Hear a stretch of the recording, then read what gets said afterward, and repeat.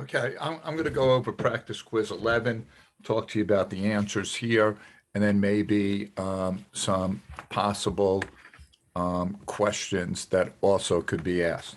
So the first question, when goods do not have a price, which of the following primarily ensures that the good is produced? Well, if they don't have a price, it's hard for companies to sell it because they can't establish a value. So government, C as in Caroline. Number two, an ice cream cone is excludable. Why? Because the price might prevent some people from buying it. And rival, because if you eat the cone, I cannot enjoy it. So it's A as an alpha. Now, B, excludable and not rival, that would be a club good, or sometimes called a natural monopoly, depending. So like cable TV, that's excludable, right, because of the price, but it's not rival in consumption. So that could be a club good or a natural monopoly. Not excludable and rival is common resources. Think of fishing and maybe the Chesapeake Bay. It's not excludable. Anyone could go fishing. However, if I take all the crabs, it hurts you when you go fishing. And then finally, D, which is not excludable and not rival in consumption, that is a public good, national defense. Goods that are rival in consumption and excludable, well, we just went over those. Goods that are rival in consumption and excludable are D as in dogwood, private goods, okay? And that would be like an ice cream cone. And to be honest with you, most goods are private goods. Number four, most goods in the economy are D as in dogwood, private goods. I didn't even realize it was coming, but there it was. All right, number five is one of these tables, okay? All right, so now, let's see. Oh, oh no, I didn't. All right, let's see, could I put the numbers for each person for the one? So for the Jones, this is the Jones family. Their first one is 180.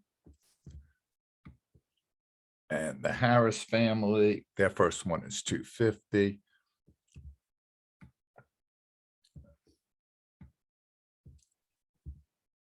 And the third family is the Wang family, 220.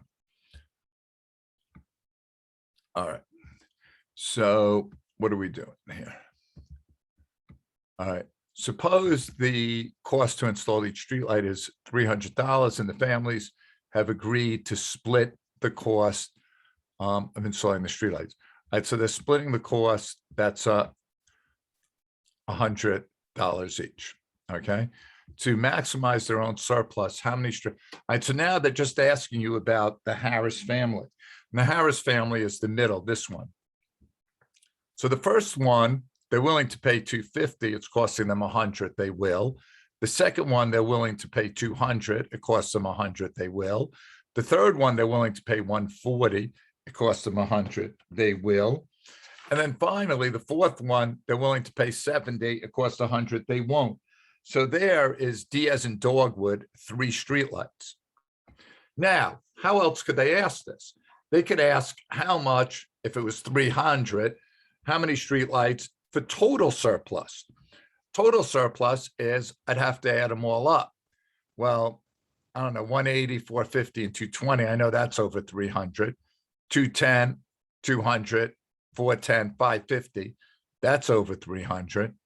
230 and 180 is 410. That's over 300. 130 plus 70 is 200 plus 30.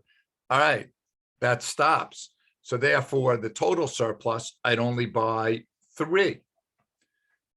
All right. Now, how about if they said, what is the total surplus?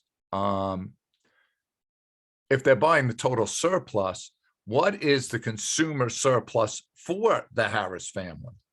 Well, we just figured out that we're going to get 3 lights. So the consumer surplus for the first light for the Harris family would be 250 minus 100, right? They're willing to pay 250. They're paying 100. So their consumer surplus would be 150. The second one would be 200, and they're willing to pay 100. So that would be 100. And the third one would be 140 minus 100 would be 40. So I'd add up these three, and the consumer surplus for the Harris family would be 140, 290. Okay. All right. So we've looked at two different things. We've looked at how many streetlights would you order, total surplus, which was 3. How many streetlights, and they picked the family, the Harris family. They could pick any of the families, and I believe that was 3. And then we figured out how to pick out an individual consumer surplus for a family. The last thing they might do is say, how about if they split it and they voted for how many streetlights? Well, if they're going to vote, it's going to be here 2 out of 3 majority. Let me go get this again. That would be 180. That's 250. And the third one is 220. All right. All right. So if it costs 100, if it's 180, 250, and 220, and it's costing 300, but it's 100 each because the families are splitting it, every family is going to vote yes. For the second one, 140 over 100, yes. 200, they're willing to spend 200, 100. So for the second light, everyone's voting yes. For the third light, 90, no. This family, which is the first family, which is the Jones family, they're voting no. However, they're going to get overruled because the other two families, 140 is greater than 100 and 130 is greater than 100. Okay. Now, if we go to the fourth, the Jones family is going no, the Harris family is going no, but the Wong family is going yes. But you got 2 no's. So here again, you're only buying 3 streetlights. Okay. Those to me are the various questions they could ask off this chart. All right. People have little incentive to produce a public good because there's a free rider. So, if it's not excludable and I can't prevent people from like getting into my public park, then I can't make money. Like, it's like if I'm doing fireworks and I'm doing it in my backyard and I'm trying to charge people, but everyone could see the fireworks, no one's really going to pay me, or not enough people are going to pay me. So I'm probably not going to do the fireworks because it's not worth the money. All right. So that was 7. Free riders give people very little incentive. All right. Now, the next one is the tragedy of commons. And the tragedy of commons basically is if people are using like a common resource, and a common resource really has no one accountable for it. Like think of a public bathroom, like no one's really accountable for keeping that clean. So it doesn't stay clean and it kind of gets abused. So number 8 would be what is common to many is least taken care of. For all men have greater regard for what is their own than what they possess in common. All right, so that's C. And that is an example of, the tragedy of commons. All right, which of the following is an example of government intervention to solve? That would be, all right, so roads, they could be non-rival, but if there's tons of traffic, they become rival. So you put a toll on them, and that just gets people, it makes it excludable, and therefore less traffic on the roads. All right, property rights are extremely important for the free market. So you could establish property rights. I think the book talks about cows, like cows are not extinct because someone owns them.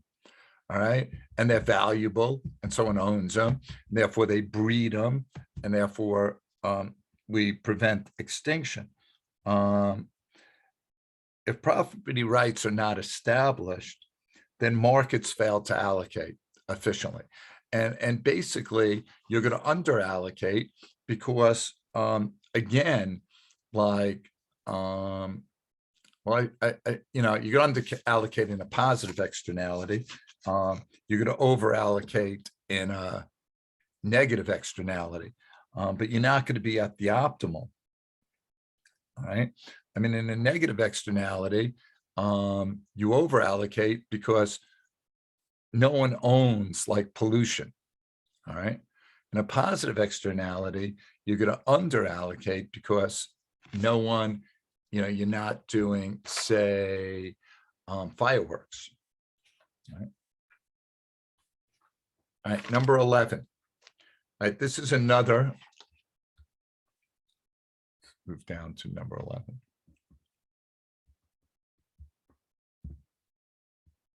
Sorry, I'm having trouble. All right, number 11. Suppose the cost to build the park is $14 an acre, and the residents have agreed to split the cost. All right, so if they split 14 divided by 3 is 4 2/3. All right. All right. If the residents vote, all right, here's like, remember I mentioned up before in the previous one, a little like this, that sometimes they'll do a voting one. So it's 4 2/3 each. So if determine what is the largest park on which a majority. All right. So Ed's willing to spend 12. He'll spend 4 1/3, 16. They're all going to buy the first acre. Second acre, 8 compared to 4 2/3, 12. They're going to buy the second acre. The third acre, which is 4, Ed is not going to spend 4. He's only willing to spend 4, and it's costing him 4 2/3. Ed is going to vote no, but he's going to be overridden because Jim at 8 is willing to spend 8, and Tony's willing to spend 20, and it only costs them 4 2/3. For the fourth acre, Ed's going to vote no, Jim's going to vote no, Tony's going to vote yes. But since there's 2 no's, they're going to stop at 3 acres. All right. So there it is. Now, they could do this differently. They could say it's 14 an acre and go about total surplus. And then you'd have to add them all up. Like, so for the first acre, it's 12 plus 16 is 28. So it's 56. Yeah, they'll spend 14. For the second, it's 20, 44 against 14. Yes. The third is 12, 32 against 14. Yes. The fourth is 6 and 16, 22. Yes. The fifth is 1 and 12. No. So they're going to stop at 4. Okay. Now they could also ask at 4 2/3, how many acres would Ed surplus? Well, 12 to 4 2/3 is 1, 8 to 4 2/3 is 2. 4 to, nope, they're going to stop at 2 if it's just up to Ed. All right.